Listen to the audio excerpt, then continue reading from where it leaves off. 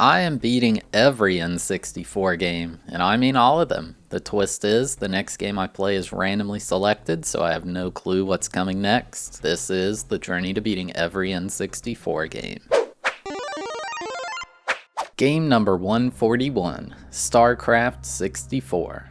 Released in 2000, this game was developed and published by Blizzard Entertainment.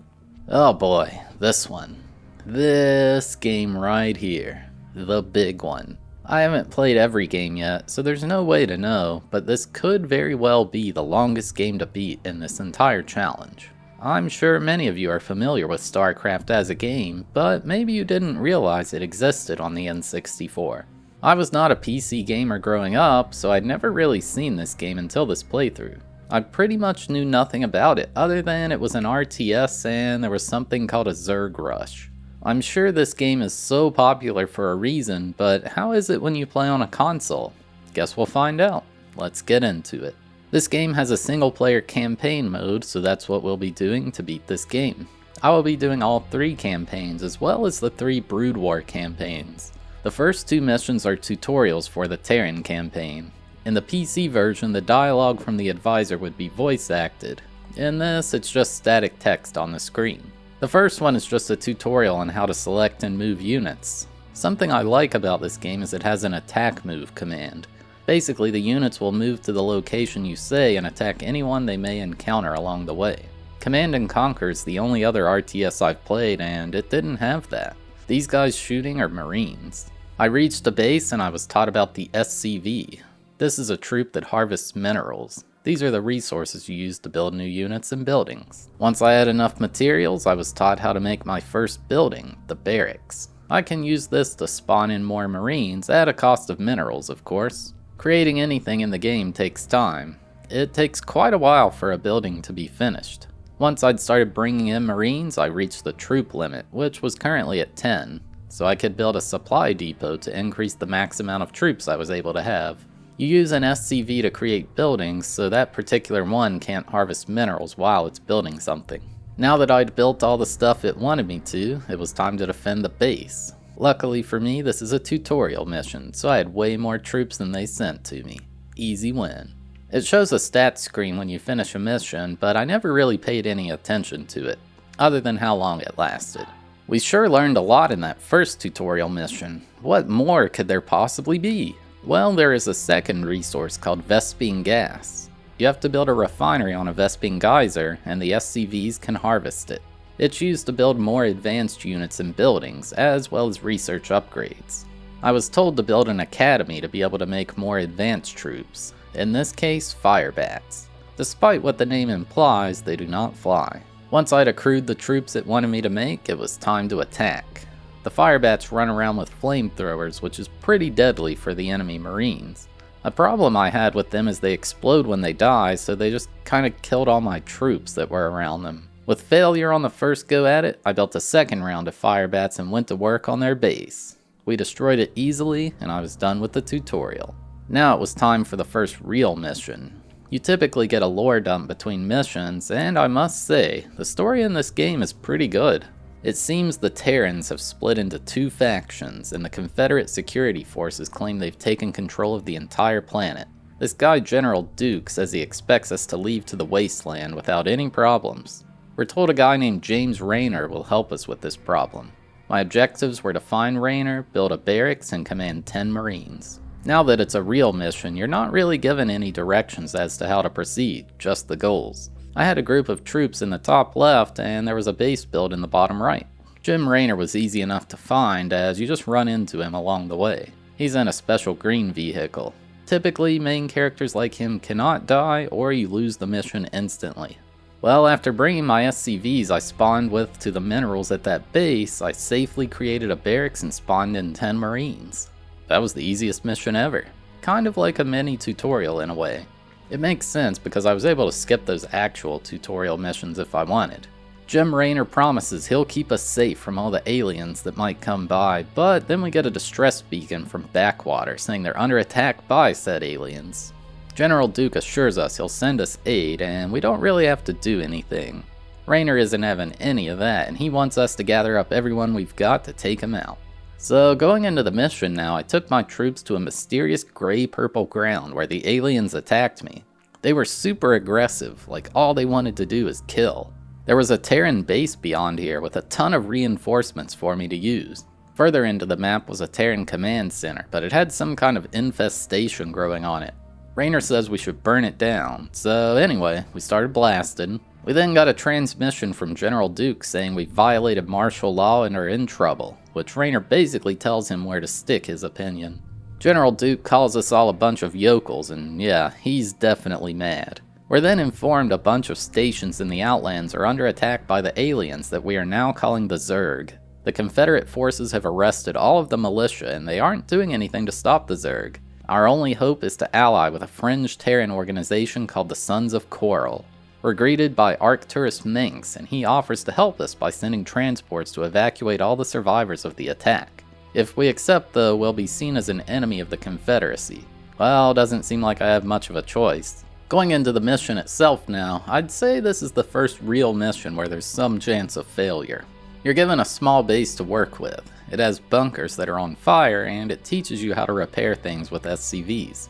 Also that bunkers can have Marines go inside to act as a defense mechanism for them to fire safely. Every so often, some Zergs will show up and try to terrorize the base. As long as you react quickly, they won't be too much trouble. The goal is to hold out for 30 minutes until the Sons of Coral show up. After a while, some stronger variants of the Zergs showed up that were spitting acid. These guys do some serious damage to the Marines, and it can take a lot of them to stop them.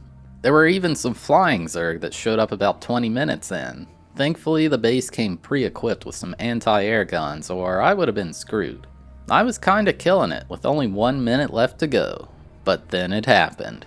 The fabled Zerg rush. There were actually so many enemies on screen. Like, I was building troops constantly, but come on man, this is too much. My base stood absolutely no chance. Every building ravaged, just like that. That is, every building except one. Lucky for me, there was a bunker off to the side that the Zerg didn't notice in time. Because they didn't destroy every single thing, it still counted as a win. All skill, baby. After the mission, we are suspended from our position as magistrate while the Confederacy investigates our affiliation with the Sons of Coral. Jim Raynor got out with us, and he thinks we should keep working with them. Arcturus informs us that the entire planet has been completely overrun by Zerg, and even the Confederates are abandoning the planet. He wants us to raid their outposts to see if we can find any weapon schematics they might have left lying around. Since there's so much chaos from the Zerg, this should be a good opportunity to do it. This mission's way different from anything so far. I was given a bunch of troops and I had to infiltrate this building. There are no minerals to harvest and I can't build anything. While there were enemies in here, there were also a bunch of civilians. I may as well get them too. There are still a few Marines left hanging around here, but you're given more than enough troops to take them on. There's teleporters scattered throughout the place, and these are frustrating. I found it difficult to get all the troops to move on to it, so it just ended up being me micromanaging everyone to do something as simple as move to a certain spot. Upon reaching the research area, there was a holding cell with quite a few Zerg inside. Arcturus says he saw these guys in Confederate bases over a year ago, and for all we know, they could be breeding them. There wasn't really anything difficult in this mission. We made it to the computer to take their weapon plans, and the mission was complete. After that, there's a smaller bit of lore given. I believe on the PC version this would be a cutscene. We fled with the Sons of Coral to the colony of Antigua Prime. 13 hours after the Terrans had evacuated, Protoss warships went to the colony and killed everything on the entire planet. Now we're figuring out what to do next. Those discs are being decoded, but we've got other problems. Arcturus introduces us to his second-in-command, Lieutenant Kerrigan. She says the people of Antigua Prime are ready to revolt against the Confederacy. However, it seems they are aware of this incoming revolution, so General Duke has brought a bunch of troops to the area. We've decided to help the people of the colony as a sign of good faith. When I got into the mission, Kerrigan called Jim Raynor a pig. Turns out she's a telepath and knew what he was thinking, and what that was apparently is something naughty. Kerrigan had a special ability where she could cloak herself to sneak into the enemy base. The only thing that can spot her is a turret.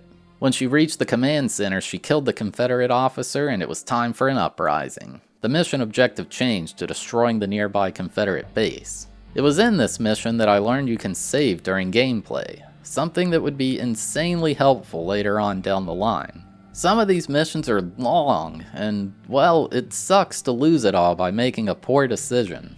Like here, I had a starport so I could build flying vehicles. I made some transport ships to bring everyone into their base, but Kerrigan just got lit up immediately. It'd be so frustrating to have to go all the way back to the start. This was the first mission I died a lot on. Looking back, it's mostly due to me not knowing what the heck I was doing, but still. This was the moment where I had to start to get good. Eventually, I found a spot where I could land my troops away from their anti-air guns near the refinery. From here, it was just a brute force battle of all my troops versus all theirs. We ended up winning, then it's time for the fun part. You just go around their base destroying every building in sight. Occasionally, they'll have enough resources to spawn in a new troop, but it just instantly gets melted. Pure destruction, and I love it. I took down every last building, and that was the end of that mission. We get a bit of lore saying how General Duke's command ship had to make an emergency landing on Antigua Prime. General Duke is sending out an emergency distress beacon that he's under attack by the Zerg and needs immediate assistance from anyone. We're all hype, but then Arcturus is like, hey, you guys should go save him. What the heck? Why would we do that? That guy sucks. I guess he does make a good point that the entire colony shouldn't suffer just cause that guy's a jerk. Plus, we could cash in on a favor for this later down the line.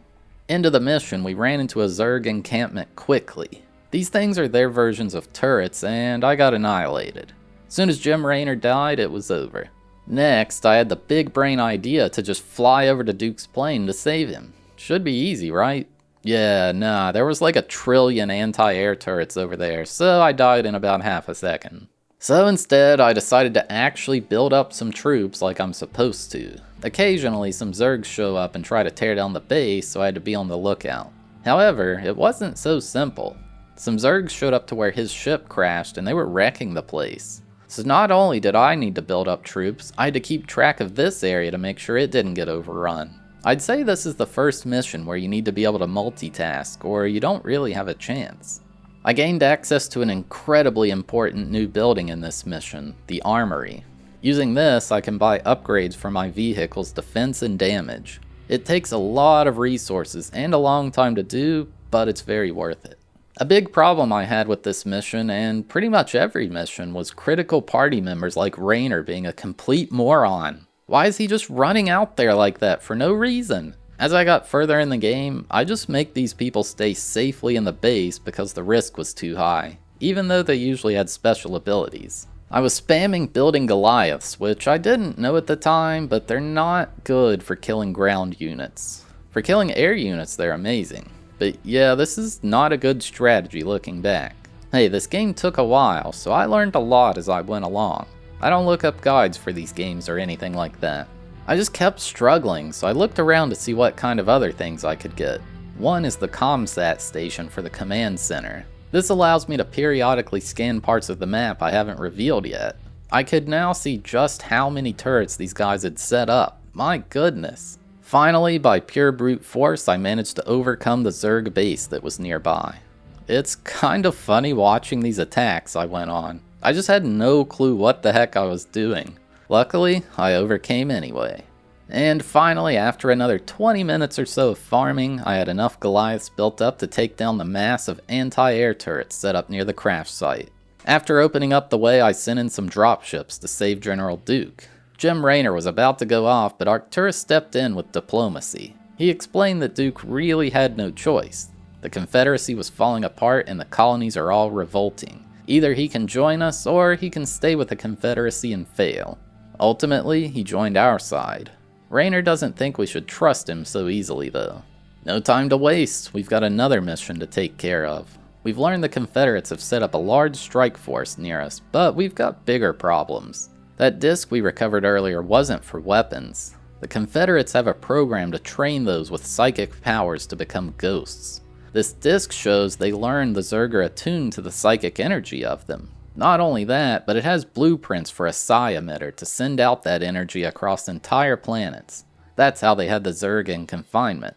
Essentially, anytime the Zergs showed up to destroy Terran bases, the Confederacy would come in and save the day, Only they were the ones who lured them there. We're gonna take a psi emitter directly to this Confederate base and have the Zerg take them out. When this mission starts, part of the base is immediately under attack. This is the game's way of teaching you that you can move many Terran buildings to other locations. The main base the game gives you has no Vespene gas, so you've got to build your refinery further away. The enemy will occasionally show up and try to destroy it. It's getting more and more complex with the different things I have to keep track of. This mission gave me access to my favorite Terran unit, the Siege Tank. They cost a fortune to build, but they sure pack a punch. They can only hit ground units though. This is my favorite combo, the Siege Tanks with the Goliaths to take out air units. In most Terran missions, I just built a ton of these dudes.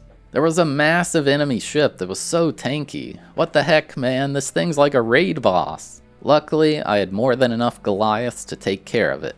This attack was incredibly stressful. The siege tanks are absolutely insane, and I hadn't even realized their full power yet. With the entire enemy base destroyed, I easily brought the psi emitter to it. Another mission down. We get some lore that the Zerg did end up showing up and annihilating the Confederate base. I think this was supposed to be a stealth mission.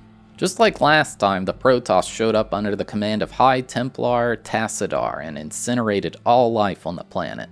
Now we're told it's time for the final attack against the Confederacy. Before we can do that, we must break through their outer defenses. General Duke is giving us some intel about how best to do this and recommends we go right for the center. I mean, I guess we're gonna trust him, but I don't know, kinda sounds like a trap. This one started off like many others. I would occasionally get attacked at the base, and I farmed up my resources like usual. When I had about a group of 20 Goliaths and tanks, I went on the attack. You can see on the map there are two colors for the enemy. That's because there's multiple factions in the game. I went for this brown base first, and we annihilated them, not even close. I was bloodthirsty at this point, so I went for their other base. I didn't even bother building more units. That's how confident I was. Both bases were destroyed with ease. One annoying thing can be when you have to kill every enemy structure to win. It leads to just roaming around the map until you figure out where the heck they placed this one small thing. Once I'd taken care of it all, General Duke informs us he's placed psi emitters down. We're like freaking out because that means the Zerg are going to show up here and destroy the whole planet. In a twist, it turns out Arcturus Minx is the one who ordered it to be done. We get an update saying that billions of Zergs showed up to Tarsonis and laid waste to all the major cities. Like clockwork, we learn the Protoss are heading to Tarsonis to take care of the Zerg infestation. Arcturus is worried that if they kill off the Zerg, the Confederates may escape. He wants us to send Kerrigan down alone to stop them. Raynor isn't having any of this, and he calls this whole thing critter poop. Whoa, I don't want to get on his bad side. This was my first encounter with the game's third faction, the Protoss. It's a unique mission in that there is a Zerg base right next to you, but they will mostly leave you alone. Part of the objective is to prevent the Zerg buildings from being destroyed, although they will be annoying and occasionally send a few troops down just to keep things interesting. I did just my typical thing, spamming supply depots to increase my max troops while I farmed resources to build Goliaths and siege tanks. Once I felt I had enough, it was time to attack. It was in this mission that I learned the siege tank's true potential, siege mode. This makes them unable to move, but it increases their attack range and massively increases their damage dealt. You can see here how effective it is. With just a few tanks in siege mode, they can annihilate the buildings from a safe distance. Protoss forces and buildings are special in that they have a shield you have to destroy before you can lower their health. This can make even the basic ones feel quite tanky. These Protoss nerds didn't stand a chance. I wiped out everything. Well, that was only one of two bases. So then I went and annihilated the other base as well. Really, none of these missions could handle the might of a fleet of way too many tanks and Goliaths. Once I'd finished off every Protoss structure, the Zerg started attacking my base. I thought I was screwed, but this is actually a scripted event. Kerrigan requests immediate evac, but Arcturus says he's not going to help, and we're all just going to leave instead. Raynor is livid, and Kerrigan is like, guys, about that evac? Yep, we can only assume she was eaten by the Zerg. Jim Raynor is furious that Arcturus left Kerrigan down there. He says he's leaving, and he encourages me to go with him. Arcturus gone full dictator now, and he's talking about creating a new empire, and he'll do it or burn the entire world down. Raynor absolutely had enough by this point, and he says he won't take orders from a rutabaga. Oh man, I need to keep some of these Jim Raynor insults in mind. General Duke has activated Tarsonis' mega weapon, the Ion Cannon. We're gonna side with Raynor and destroy it. I was faced with a new challenge here.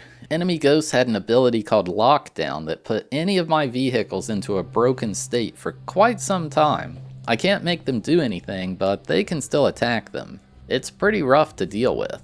This sounded like it was going to be a longer mission, so I set up some bunkers and anti-air turrets outside my main base. They were sending enemies every so often, and so they were good to have. Plus, the turrets make the ghosts visible to my troops. After half an hour or so of prep work, I felt confident enough to attack. It's always so exciting to just send your troops in, because you don't really know what's going to happen. In this particular instance, I screwed up pretty bad because I didn't take out the 2 enemy siege tanks soon enough. They kind of melted all my troops. Of course, I'm seeing that now in hindsight, but in the moment, I had no idea what was happening.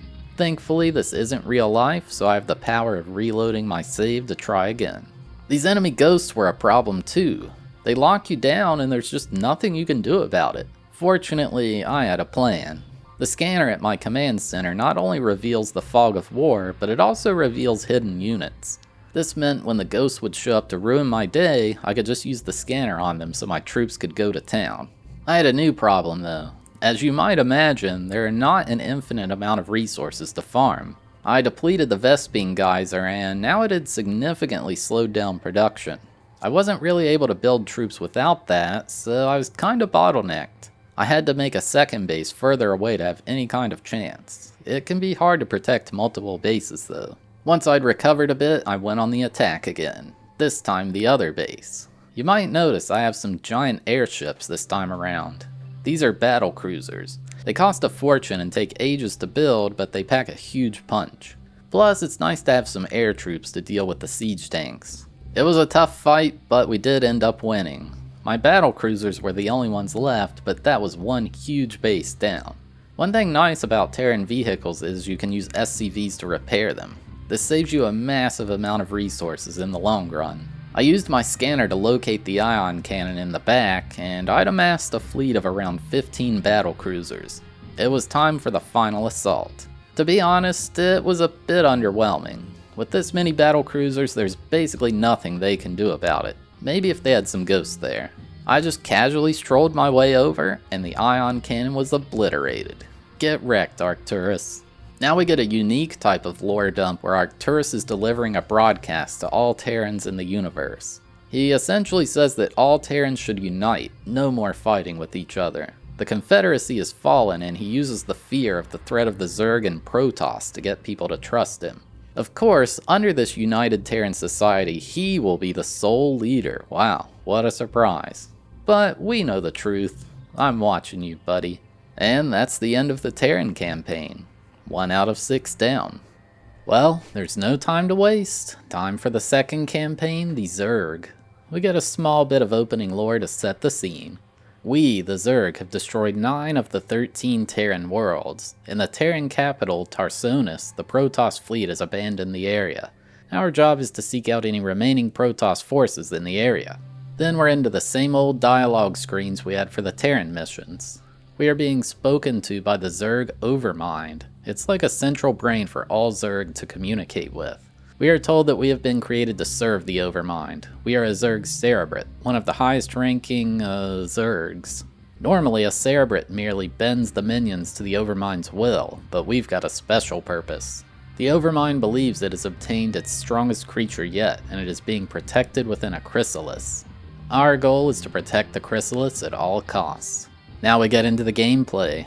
The Zerg plays quite different from the Terrans. That's one of the cool things about this game. All the different races are played in unique ways. The hatchery is like the command center, and it spawns up larvae every so often. I can tell these larvae to hatch into a drone, which is similar to the SCV for the Terrans. Then I was taught about overlords. These are kind of like the supply depots in that they increase my max units. However, they are mobile and fly around. Instead of being a building, they're just another unit out on the field. Next, they taught me how to make structures. The Zerg do this by taking a drone and sacrificing it to turn into that building. all in the name of serving the Overmind.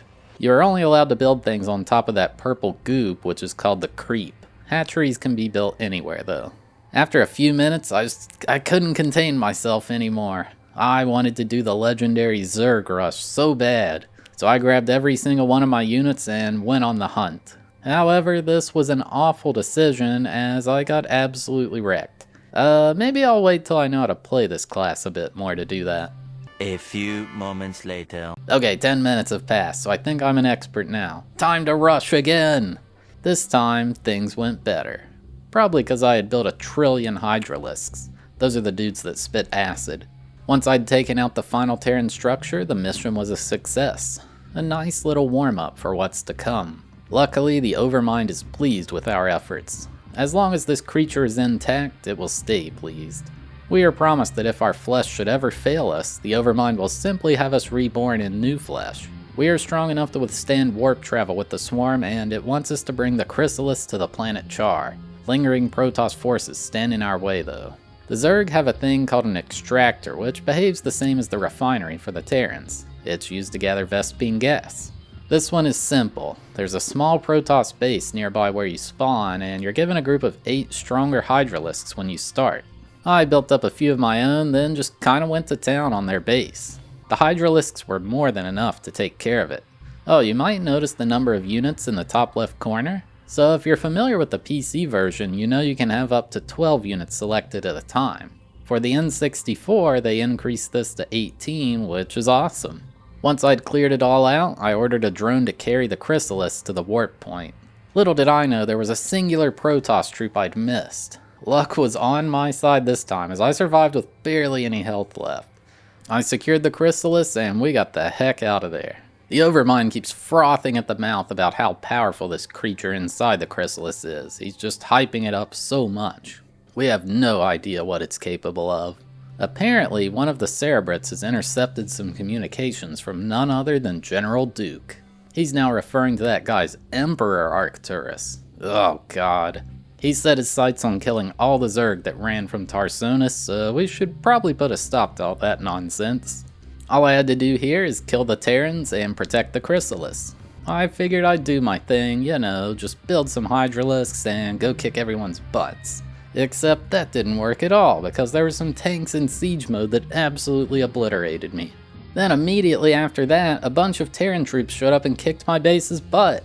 Okay, maybe I'll try to actually think of some kind of strategy this time. So the Zerg hatchery is unique in that it needs to be upgraded to make higher level buildings and units. The first upgrade is the lair. It takes quite a while to finish the upgrade, but it's very worth it. I also made a Hydralisk den to get specific upgrades for them, mainly one to increase their attack range. I used the lair to build myself a spire. This lets me purchase upgrades to my flying units similar to the armory for the Terrans. Another different thing about the Zerg is the way you create turrets. First, you have to build a creep colony, which does nothing except extend the range of the creep. After that, you can transform it into either a spore or sunken colony for air and ground defense respectively. There really was a lot to learn here. I was spamming turrets next to the Chrysalis because it was where the enemies wanted to focus their attention. Once I'd purchased a few upgrades and farmed up some troops, it was time to attack. These flying bat things are called Mutalisks, and they are awesome. They have decent damage on both ground and air units. Their main flaw is they don't have a lot of health, but they're pretty good. It went okay, but the SAM turrets were just devastating me. It is nice killing those siege tanks for free though. You can see here one of my turrets is bleeding. As the Zerg, you can't repair your units or structures. However, they heal themselves over time passively. It does happen very slowly though. A big thing that can increase your chances of success in this game is what people call micro. In this next attempt at attacking, I command my Mutalisks to hit the things that can hit them first. If I just had them move there and auto attack, they wouldn't necessarily take out the dangerous units first. There's no need to hit the siege tanks or buildings because they're not going to do anything to me. You can also move your units to lure enemies away from each other. It's easier to kill a small group rather than a large one. This attack ended up being a success. General Duke yelled at us and ran away. The other Cerebrits told me not to pursue them because our main goal is to bring the Chrysalis to a secure location. Now we learn that the Chrysalis is bringing even more enemies here. The Overmind informs us it is ready to hatch, and we're going to witness the greatest creation. We need to protect it one more time. At the start of this one, it forced me over to the Terran base, where I saw none other than Jim Raynor as our opponent. So essentially, there's just a 10-minute timer showing how long it will take the Chrysalis to hatch. God, I've been saying that word a lot. Occasionally, some Terrans show up to attack, but it's nothing a spam of Zerglings can't handle. Finally, it was time. The Chrysalis opened to reveal none other than Lieutenant Kerrigan. Holy crap, what a twist. She is like infested as a Zerg and working for us now. Jim Raynor is totally not okay with this. Once it's hatched, you get a new objective to destroy Raynor's command center. From here, it's just your standard old mission. The attacks from the Terrans are a lot more aggressive than anything before though. These fire bats are especially frustrating because they explode when they die, so Zerglings are kinda useless. I did my usual thing, spamming Mutalisks and going in for the kill. I was a bit proud of my micro here. Sure, it's nothing that insane, but it's clear I understood which targets were the biggest threats and I focused on them first. I'm improving ever so slightly. This was a much smaller Terran base in the corner, but I find it's best to go for a divide and conquer approach. Take out the smaller bases to make it easier for the main one. The Zerg have no transport ship or anything like that. Instead, you can research and upgrade for overlords to transport troops. Using this, I brought a bunch of drones to an island in the center of the map containing more minerals and another Vespene geyser. The harder missions will feel impossible if you don't expand to multiple bases like this. To my surprise, I started getting attacked from the bottom left again. The AI was actually smart enough to rebuild their base they had there. I could tell things were going to get tougher from here. Ignoring all that other stuff that just happened, I probably could have beat this mission a lot sooner, since my only goal was to destroy the command center. We get a bit of dialogue where Raynor can't believe it's really Kerrigan. He says she was calling to him in a dream, but she says that was before. She says she's a Zerg now, and she likes what she's become. She does decide to spare Raynor and let him live though. We get a bit more lore here that Kerrigan is finally hatched and is the most powerful agent of the Overmind. However, she can't access her full potential yet. That ghost training program she underwent has something keeping her powers in check. She wants to figure out how to undo all that. Kerrigan reiterates that she needs to figure out how to stop whatever's preventing her from achieving her full power.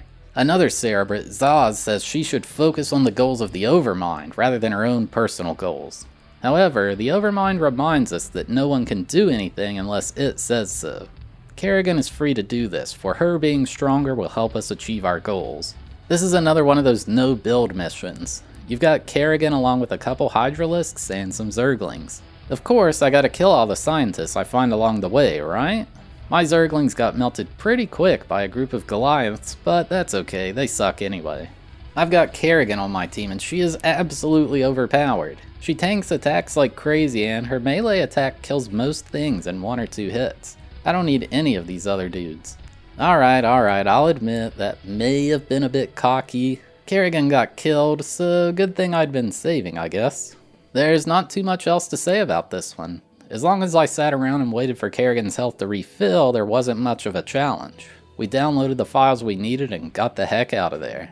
It gives an update that Terran forces detected a breach at the science station and were sent in to investigate.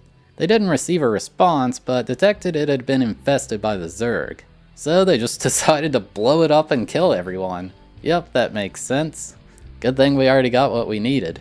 Kerrigan tells us that the Protoss have found us on the planet Char, and now we've got to deal with them. Then she calls out the Templar commander, Tassadar. He starts speaking in like Old English, like he's at a Renaissance fair or something. He says he met her when she defended the humans, but she now joined the Zerg, and this upsets him. She just rages and says she's gonna beat him up, and he's like, I don't need to reveal my true power level. Oh man, this is gonna get crazy. This mission, I gained access to a structure called the Greater Spire, an incredibly useful building. It gives me access to tier 3 upgrades for my air troops' damage and defense. Along with that, I get the ability to create Guardians by evolving my Mutalisks, and this is my favorite unit to use on Zerg. Guardians are these crab-looking things that fly around. They're super slow and they can't attack air units. What's so good about them then? Well, their damage and range on ground units is absolutely nuts. When there's a big group of these flying over a base, the buildings just evaporate. I learned a bit of optimization in this mission too. The Spire can only research one upgrade at a time, and it just takes forever to do. If you want tier 3 damage and armor researched, it takes ages. So I built 2 Spires so I can research both damage and armor at the same time. This cuts the research time in half while not increasing the cost all that much. The Protoss had a unit that just wrecked my Guardians though. For now, I only knew it as this plane thing that shot missiles. Those things just wreck the Guardians, and since they're flying, I can't even hit them back. Hydralisks were the play here.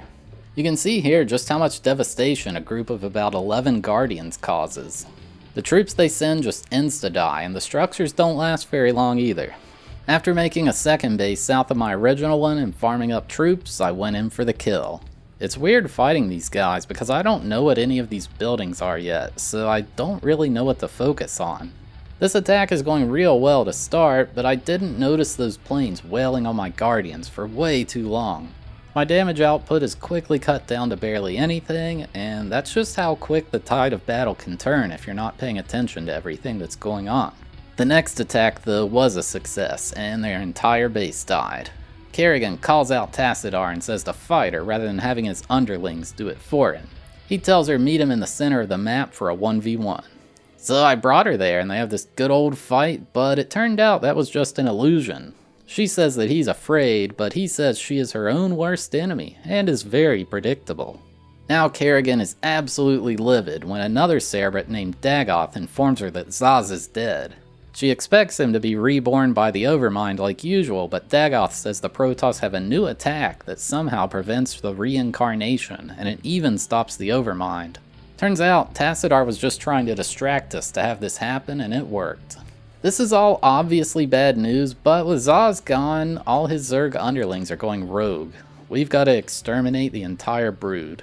It was in this mission that I learned one of the most crucial mechanics to do well in this game, and that's control groups. Using the C buttons, I can create up to 4 groups with up to 18 units each.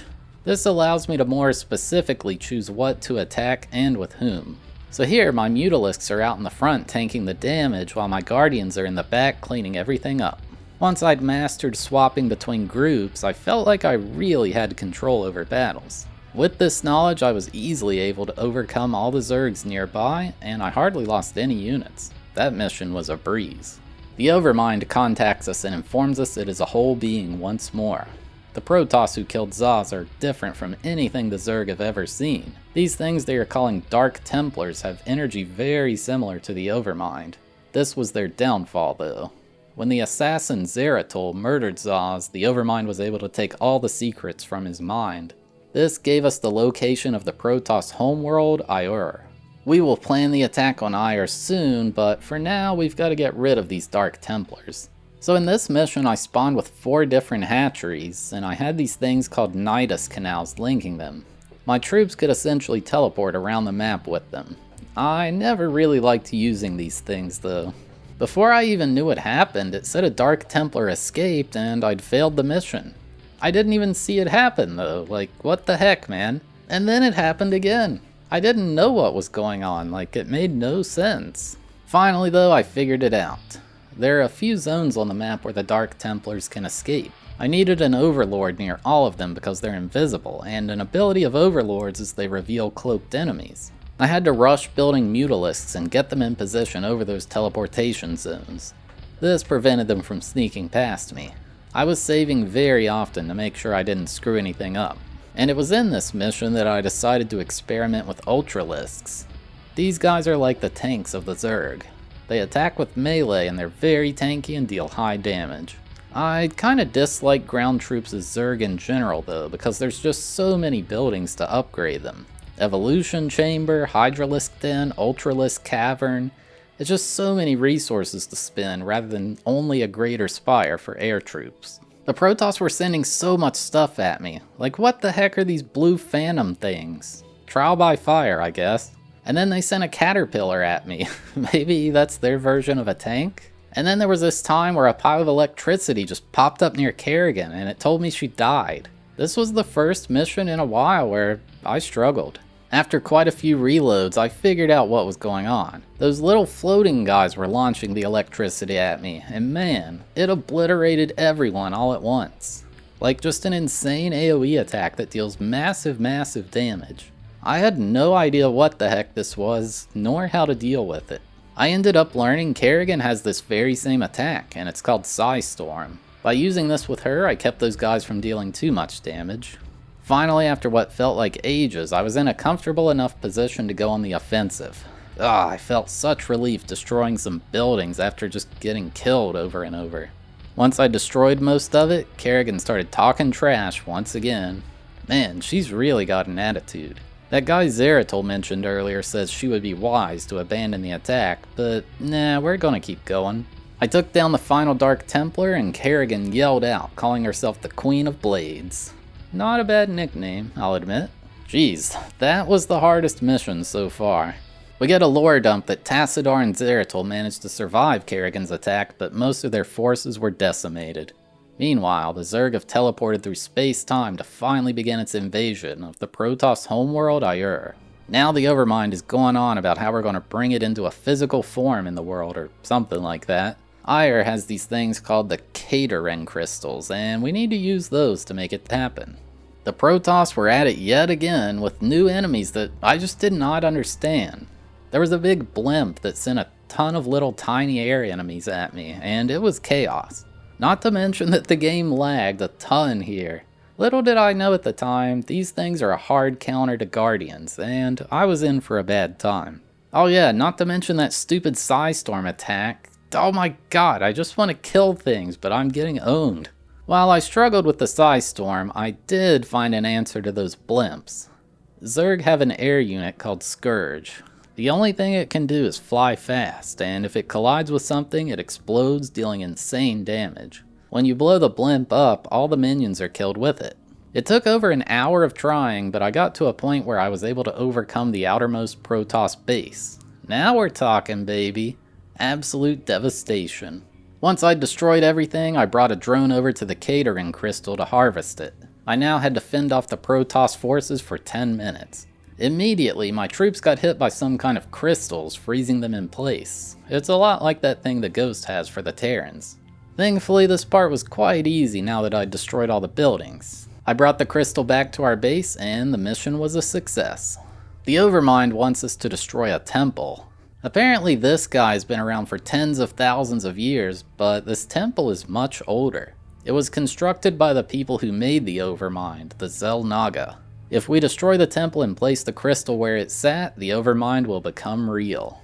Man, you know something I just realized? If this is the most important mission for the Overmind, the ruler of all things Zerg, why am I given a single Ultralisk to start? Like, give me the entire cavalry, come on man.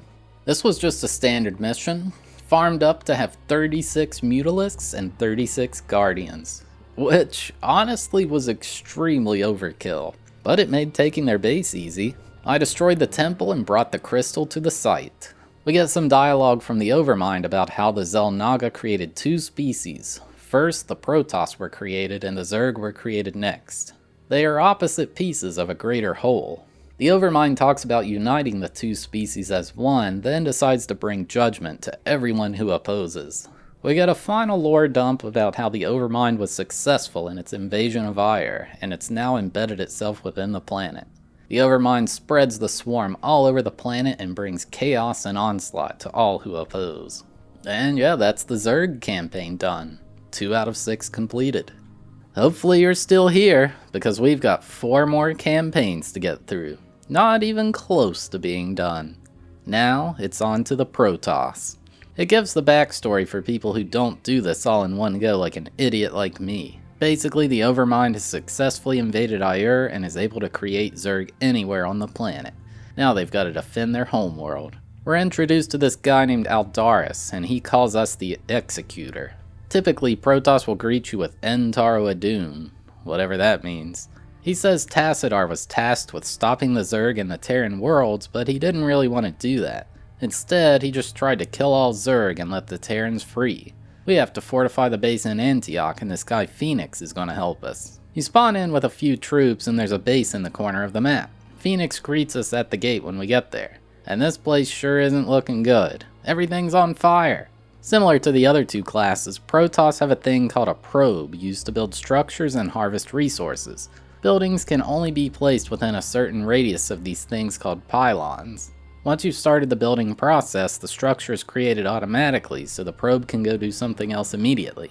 I guess the lore is that they are warping the structures in from somewhere else. Similarly, any buildings without a pylon nearby won't function. The pylon gives it power. Like always, I just built up my troops and immediately went on the attack. This time the game expected me to know what I was doing, and I clearly didn't, because everyone got wiped out within a few seconds. I did not have enough troops. With a max of 41, that simply wasn't going to cut it. If you want more troops, then you must construct additional pylons. The big troops I have access to for now are Zealots and Dragoons. Zealots being the human-looking things and Dragoons being the spider guys. It's a pretty decent combo because the Dragoons sit back with ranged attacks while the Zealots tank. Plus, all Protoss troops spawn with a shield, so they're naturally a bit tankier than the other classes. The second attack went much better. Probably because I had double the troops, but whatever. Phoenix talks about how he never thought we'd be fighting on our home planet. Aldaris is pleased with how we performed and starts talking trash about Tassadar again. And wouldn't you know it, Tassadar barges in and is like, "Hey, did you miss me?" Tassadar talks about how he went to Char and ran into some Dark Templars. Mainly this guy named Zeratul, who taught him many things. He learned that the Zerg Cerebrits are what allow them to travel all along the planets. If we can destroy the Cerebrits, then the Overmind will be helpless. We don't really want to trust him, but gotta admit, it's a good plan. There's a 15-minute timer when this one starts, and I had to build as much stuff as I could, because once it runs out, Phoenix shows up with a bunch of caterpillars. Actually, they're called Reavers, but I like that name better. The Protoss have their own turrets called photon cannons. They are really strong, especially if you pile a bunch of them together. Mostly because they hit both ground and air troops. They do need to be next to a pylon though. I just decided to ignore old Phoenix. The caterpillars are hard to use, especially on controller. You have to click them and then choose to build scarabs, which are their ammo. On an N64 controller, good luck with that. Instead, I just spammed more Zealots and Dragoons and went to town on their base. Once I'd taken care of the riffraff, the Cerebrit was hiding in the back. We beat the crap out of it, and it blew up. Phoenix says he's going to stick around and see what the results of this are, and that's the end of that one. As expected, Phoenix tells us the Cerebrit didn't actually die. It was reincarnated and is already commanding new Zerg troops. Aldaris is like, "Yeah, told you we shouldn't trust Tassadar. He's going to be punished." But for now, we have to head to the province of Sion. He refers to us as the Sons of Aiur for the first time. Sounds cool, I like that nickname. We're going to kill everyone there. Protoss get plenty of structures to upgrade their troops like the other classes. I personally love the leg enhancements to make Zealots run faster. It's one of the best upgrades there is. By this point, the devs figured you knew what you were doing, so every mission is a trial by fire. Now the Zerg are coming in every so often to mess with my base. I still wasn't great at paying attention to my mini-map to notice when things were happening, so I took more casualties than I should have. It was in this level that I gained access to the Stargate and could build air troops. The basic one for Protoss is called a Scout, these little plane things. They do horrendous damage to ground troops, but absolutely eviscerate air troops. Look at those Mutalisks just instantly disappear. Still, nothing super special was happening yet. Now I added Scouts to my arsenal and went on the hunt. You may think the Zerg suffered the biggest casualties here, but the true victim was this game's frame rate. The lag was really starting to show itself now. Once I destroyed the last Zerg structure, Phoenix contacted us saying he was in trouble and Antioch is under attack. We wish him well, but he's probably screwed. It gives an update on how we destroyed the Zerg in Sion, but it came at a big cost. Phoenix was killed in the attack on Antioch. The Protoss Conclave have decided someone's gotta pay. And that Tassadar guy lied to us earlier, so we're gonna hunt him down on Char. He must be tried for treason. Aldaris says he knows where Sad Phoenix died, but he has reached something called Kala's End, which is the greatest glory for Protoss. I don't know, man, seems kinda rough to have to die for it. Screw the Zerg, we're gonna get Tassadar and make him take responsibility for all this stuff. We sure don't wanna. This is one of those no-build missions. I spawned in with 4 Zealots, 4 Dragoons, and a new troop called a High Templar. Right away, a big old pile of Zerglings attacked, and I had no chance. The game is trying to force you to learn that the High Templar is awesome. He's got that Psystorm ability that was killing me when I was Zerg, and it's exactly the play here. It takes energy, but you can just wait around for it to refill if you wanna. Protoss shields also slowly regenerate over time, so you can really cheese these missions by waiting around. Oh wait, this isn't a no-build mission at all. I found a huge Protoss base in the corner, and as expected, Tassadar is there. In a massive twist though, none other than Jim Raynor is here with him. We say we're going to arrest Tassadar, and Raynor wants to fight. Tassadar calms the situation, saying we need to find Zeratul. He believes the reason we couldn't kill the Cerebrate before was because only a Dark Templar can truly defeat one. Once we find them, he will surrender himself. After agreeing to help, the base gets overrun by Zerg, so we run the heck away. Luckily, I was given a couple more Templars along with Jim Raynor, although he kinda sucks. I really put myself in a horrible spot here because I only had Zealots, which can't hit air troops. And of course, all the Zergs in this path to the exit were flying. So what I did was just inch forward and use Psystorm on them. It took many saves and reloads, but I had to push on. Every now and then some Zerglings would show up, but that was easy because I had like 20 Zealots. There was one part at the end with a big pile of Mutalisks, and they were just not cooperating. I was trying to lure them out one at a time, but the AI was too smart for me. It took way too many tries, like surely there was a better way to do this, right? In the end, I somehow made it to the beacon and Tassadar did come with us. Good riddance, that was rough. Aldaris is obviously livid that we didn't arrest Tassadar. The two of them start fighting, trying to get me to stay on their side. Tassadar says he knows now he needs to find Zeratul and the Dark Templars. Cerebrates and Dark Templars have the same type of energy, and only they can truly defeat a Cerebrate. Aldaris isn't buying it because he thinks Tassadar is full of baloney. Yeah, this is awkward. I'm just gonna do my own thing and help Tassadar. He seems cool. So this mission starts you off on an elevated platform, and there's absolutely no way to get down. Introducing the shuttle. With these guys, I can slowly move all my troops down and actually get something accomplished. A grand total of 2 Dragoons can fit inside, so it takes way too long to bring everyone down. Lucky for me, the devs were feeling generous and put a pile of minerals right next to it so I could set up a secondary base. I imagine using transport ships is a lot more pleasant on PC. I swear it's hard to click on exact things on this controller. It was tough to get this one started. The 2 bases in the top left were safe, but anywhere past that was littered with Zerg. I would bring shuttles to transport troops and try to bother as little enemies as I could. It just felt unfeasible to transport them to their main bases. There were far too many turrets set up and it would just fail. So my plan was to build scouts and try to lure their air troops away slowly. It wasn't a good plan, but it was sort of working. Annoyingly, General Duke and the Terrans showed up in the top right corner. He was looking for a fight and so were we. You know, maybe it would be wise to just leave him alone so we only have to deal with the Zerg, but well, whatever, let's do it. I started making use of a very nice structure for the Protoss, the shield battery. You can bring troops to it to recharge their shield. Their actual health can't be restored, but the shield can. The charge on the battery just regenerates over time. Thankfully, the Terran forces weren't too bad because I desperately needed a third base. I had no minerals left, and without those, you literally can't build. It always feels awesome to get access to resources when you've depleted everything you have access to. After what felt like ages, I had enough scouts to put a dent on the Zerg base in the center. I was getting better at microing too. It felt pretty cool to take out these scourges before they could blow themselves up on me. I made a push for the bottom right base and it went well now that I knew the game. Always need to go for the dangerous things first, and once that's over, stop them from making new dangerous things. In this case, destroying the hatchery will prevent them from making any new turrets or troops. The other buildings are all worthless and can be ignored until it's safe. After that, it was a simple push on the final base and I'd won. Nearly 3 hours spent on that one. Sheesh. Tassadar says he senses Zeratul and the Dark Templars nearby, but he thinks they're in danger. Raynor warns us that it's Kerrigan here commanding the local Zerg. Tassadar assures him he will not hesitate to kill her if it means saving Zeratul. It's another no-build mission. All I was given is 2 Zealots and Tassadar as a High Templar. Early in this one, I found a Terran advisor who said I was on sacred ground, and if I left, I'd be rewarded with a cheat code. That sure was weird, felt out of place. Luckily, there were some Marines in the next room who decided to join us. Would probably be rough with just 3 total troops. For the most part, this one wasn't too bad.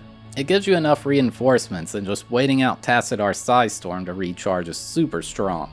There was one annoying thing with camouflaged enemies appearing that would instantly explode and kill half my troops. The best strat I found for dealing with this was just send a single Marine in to die.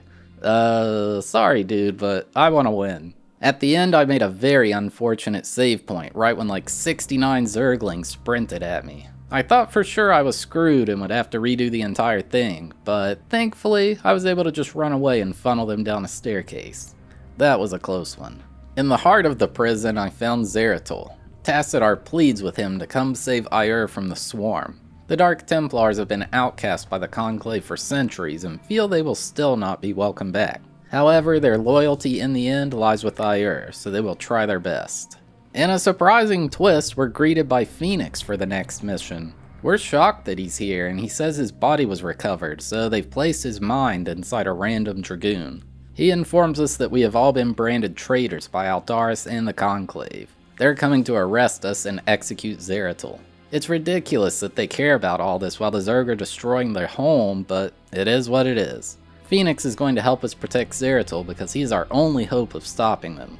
This mission starts right away with a bunch of Dragoons ambushing Tassadar and the new Dark Templars. It's scripted a bit, so it's easy to run away.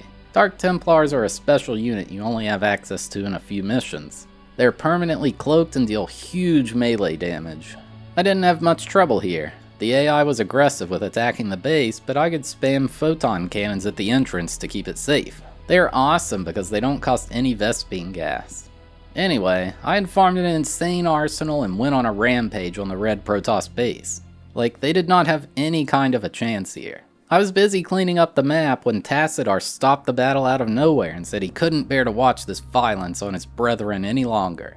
He surrendered himself to the judgment of the Conclave, and that was the end of the mission.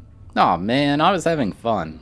We get a lore update that Tassadar was taken into custody while Phoenix, Raynor, and the Dark Templars managed to escape.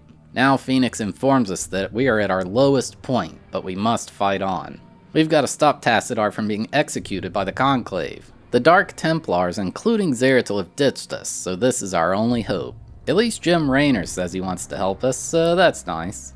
I gained access to carriers in this mission, although I just call them blimps. I never really use these things because, like the caterpillars, you have to click on them to generate their subunits to attack, and it's just so annoying on this controller. Right away, the AI sent a blimp to my base, and you can see the carnage these things cause. When a bunch of them are on screen at the same time, the game grinds to a halt. After 40 minutes or so of farming, I had a clean sweep of the base in the upper right. Many of these missions take so long because at the start of them you've got to farm all your resources. You know, build probes, build pylons, build all the research buildings, actually purchase the research, build the buildings to produce troops, actually produce troops. It takes so long to get things going. The southern base was where Tassadar was being held. Or so we thought. Aldaris actually laid a trap for us, and he says we're about to die. Out of nowhere, Zeratul and the Dark Templars show up and order him to stand down. They rage at each other for a bit, but Zeratul makes a good point that all this infighting doesn't help anyone, only the Overmind. Tassadar thanks us for freeing him, and he says it's time to unleash the power of the Dark Templars. Zeratul tells us how he slayed the Cerebrid on Char back during the Zerg Campaign, and during that encounter, he linked his mind with the Overmind. The Zerg were created by ancient beings called the Xel'Naga, the same people who created the Protoss. The Overmind grew too strong and has come to finish what the Xel'Naga started. So not only are we fighting to save Aiur, but all life in the universe. The Overmind wants to destroy it all. Our plan is to make dents in the Zerg defenses to allow the Dark Templars to reach the Cerebrids and assassinate them. The Zerg brought in a new unit here, the Defiler.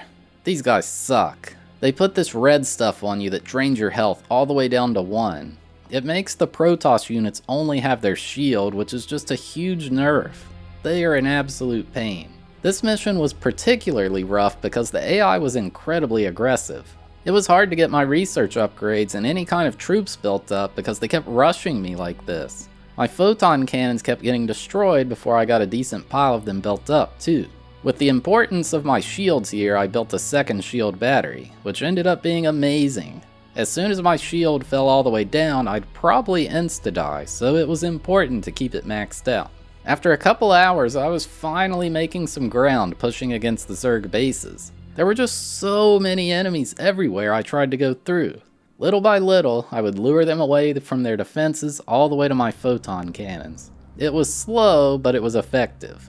Even taking down the outer defenses, I just couldn't get any push at the real base. There were far too many troops, and it felt hopeless. That is, until I brought a Templar over with Psystorm. Oh my god, that felt amazing to just obliterate like 30 Hydralisks at once. The Templar was just what I needed to finally make a real push on their base. Taking down the hatchery is huge. It cuts down on enemy troops drastically by just removing a single one. I kept slowly chipping away at this massive Zerg defense. I was being stubborn in this mission, wanting to do it with all scouts because people were telling me how bad they are. And yeah, they were pretty much right. They're not very good. It's always good to have a mix, but hey, it was kind of fun. After nearly 4 hours, I'd finally cleared out the entire map, brought Zeratul in, and killed the Cerebrits for good. Oh man, that mission took ages. Now it's time for the final assault. Basically, everyone's all hyped after our victory earlier, and now we're going straight for the Overmind. Even Jim Raynor is joining us, which is cool I guess. He kinda sucks in battle though. Oh snap, it's not just Raynor. This mission is changing the entire meta. I'm in control of both a Protoss base and a Terran base at the same time. If I press R, it swaps between controlling the two classes. This is gonna be chaotic. One problem I had right away is how long it took to travel between my two bases. Not like actually moving my troops, but to just move the cursor. I didn't realize at the time, but there is a trick you can do to simplify this. If you assign a building in the base to a control group, you can double tap selecting it to instantly jump to it. Past me though, I did not know, and I was slow scrolling like this. I thought I was being sneaky by taking out Zerg buildings with Raynor uninterrupted, but yeah, they had a free line to my base. Alright, guess I'll actually do some strategy. It was just so hard to keep track of both my bases. I feel like I was mainly focusing on the Terran base because I just love that combo of siege tanks and Goliaths. I definitely wasn't short on resources at all. It seems like they give you way more than you would ever need for this mission. The attack was going quite well, I'd say. Those tanks in siege mode are just so powerful. One problem I had that I didn't realize was a problem is my siege tanks would get rushed and blow themselves up. See, if they're in siege mode, their shots are so powerful that they have a bit of splash damage. If the enemy troop is right next to you, it'll most likely blow up the tank it's attacking as soon as it dies. This one-to-one trade-off is not sustainable. For my Protoss troops, I went with a basic combo of Zealots and Dragoons to cover all enemy types. It was actually going quite well for a while, but the problem is so many troops were coming from the other side of the base. A skilled player would also be attacking the opposite side with Terrans during this, but that's not me. Plus, scrolling back and forth is just way too chaotic. All in all, this mission ended up being a bit easier than the last one. My siege tanks were annihilating the Overmind while their huge arsenal of Scourges were worthless. It moves over to the Tassadar, who says we've sustained too much damage, so he's going to channel the Dark Templar energy and crash his ship directly into the Overmind. It cuts to a dialogue scene saying how Tassadar piloted his ship, the Gantrathor, at high speeds. He channels all of his energy and the Overmind doesn't see the danger coming before it's too late. As the ship collides with the Overmind, they're both sucked into the void forever. The Overmind was now dead, and all the Zerg swarms were scattered and disorganized. The Protoss won the battle, but they realized it came with the cost of turning their home Aiur into a desolate wasteland. Meanwhile, Kerrigan, still on the planet Char, knows her time of ascension is at hand. And there you have it. StarCraft 64 is finally beaten after 34 hours of gameplay. Is what I would say if Blizzard didn't release 3 separate campaigns in the Brood War DLC. And you guessed it, the N64 version includes this. We ain't stopping here. On to the fourth campaign, the Protoss Brood War. It starts with a brief dialogue between Stukov and Dugal of the Terrans. They have a plan to unleash the Zerg on the Terran colonies to destroy them, for some reason. It doesn't really elaborate further, but it seems kind of messed up. We then get contacted by Aldaris once again, who acknowledges we are all grieving from Tassidar's sacrifice, but we've got bigger problems to deal with for now. The Overmind is dead, but the Zerg are still scattered all across Aiur, destroying everything left. Zeratul says we should retreat to our last remaining warp gate and teleport to a place the Zerg cannot go, a secret world called Shakura's, where the Dark Templars have been hiding all this time. Some new guy named Artanis shows up and is going to help us. Jim Raynor asks if he can tag along, and yeah, I don't really see why not. In this mission you spawn with a group of assorted Protoss being led by Zeratul.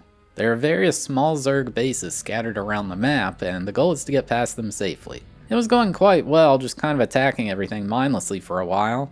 That didn't last too long though, as 1 trillion Zerglings killed all my dudes. The next time around I snuck into that mess with Zeratul when no overlords were around. Can't see me, so I can just kill everything safely. Once getting past the scattered Zerg bases, I found a ruined Protoss base with some High Templars hanging out. It's mostly worthless stuff other than the shield batteries to recharge. After that, it was a smooth trip to the other Protoss base where the warp gate was located. After some dialogue, 1 billion Zerg troops showed up and I thought I was screwed. Thankfully, Raynor protected us while we escaped. Well, that's what he said. In reality, he would have gotten lit up instantly. Artanis greets us in the briefing room with Entaro Tassadar. Oh shoot, he replaced a Dune. What a legend.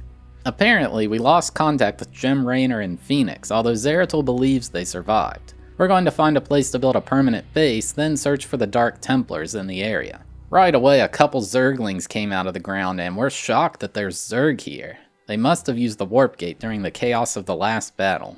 We make contact with the local Dark Templars, and they have no idea what the Zerg are, although they realize they're quite dangerous. We say we'll explain later, but for now, we've got to secure the area. We received a transmission from Raynor and Phoenix that they were still working to secure the warp gate on the other side, so we should secure this side. It was pretty sick having access to Dark Templars again. As long as no overlords are around, you can assassinate buildings so quickly, and it's free. From there, it was a standard build up the base and go to town once my troops were ready mission, with a bit of Dark Templars thrown in there too. These guys deal so much damage, man. After destroying the entire Zerg base, Raynor informs us he's going to stay on Aiur and defend the gate from that side, and Phoenix offers to stay with him. We tell him that's a horrible idea and that he's going to be stuck once the gate shuts, but he wants to stick to it. Now we're introduced to Razzagal, the matriarch of the Dark Templar. They mention how long ago they discovered a monument on Shakura's. After studying it, it was determined it was an ancient Xel'Naga temple giving off tremendous energy. In order to channel the temple's energy, we need the twin crystals, the Uraj and the Kalis. One has pure Templar energy while the other has Dark Templar energy. First though, we've got to stop these Zerg Cerebrats that have set up shop in the area. Zeratul introduces us to the first new Protoss unit as part of the Brood War expansion, the Corsair. These things are small flying ships that have the ability to lock down enemy structures, similar to the Ghost on the Terrans. It gives the Protoss a nice little air troop buff from before. Another new thing with the Brood War expansion is you can create Dark Templar troops as Protoss. They're pretty expensive, but it's honestly worth it. It's basically a zealot with significantly higher DPS, but much less tank. The enemy base had a gap separating it from mine, so I couldn't use my land troops to walk there. With Corsairs though, I can negate all their anti-air defenses and easily transport them to the other side. Once my Dark Templars assassinated the Cerebrats in the base, Kerrigan showed up. She says those Cerebrats were actually her enemies and she's not here to fight us. We obviously don't trust her, but she says there's an event that threatens all of us collectively. We offer to listen to her story, but we remain vigilant. Kerrigan informs us that with the Overmind destroyed, she's no longer under its control and is operating on her own free will. Many of the remaining Cerebrats, commanded by Dagoth, have merged into a new Overmind. It's still in development, but it would obviously be bad if it reached maturity. We still don't trust her, so she offers to help us retrieve the first crystal for the Xel'Naga temple to prove that we can trust her. It's the Uraj crystal located on the planet Braxis. I guess we'll let her help for now. When the mission starts, a group of Protoss troops show up to a Terran base and kill everyone there. It shows some dialogue where Kerrigan wonders why we ever left this crystal in this place with Terrans. Zeratul explains this planet used to be a Protoss colony called Kyrador. When the Dark Templars were fighting with the Conclave, the entire place was abandoned, along with the crystal, and the Terrans have only recently colonized this place. Once I could start building, Artanis informed me that warp gates were damaged, and I could not build any stargates. This means no air troops allowed. That's fine, I've got Zealots, Dark Templars, and Dragoons. That's all I need. I was given 3 Caterpillars as part of the starting forces, so I decided to send them on a suicide mission. However, they proved way stronger than I ever expected, taking down the entire nearby Terran base. Maybe they aren't so bad after all. Still annoying to spawn in their scarabs to attack with though. This was incredibly easy actually. The limit to no air troops really doesn't affect me much at all as Protoss. Once Kerrigan reached the beacon, we retrieved the Uraj crystal. Zeratul is starting to trust her more now.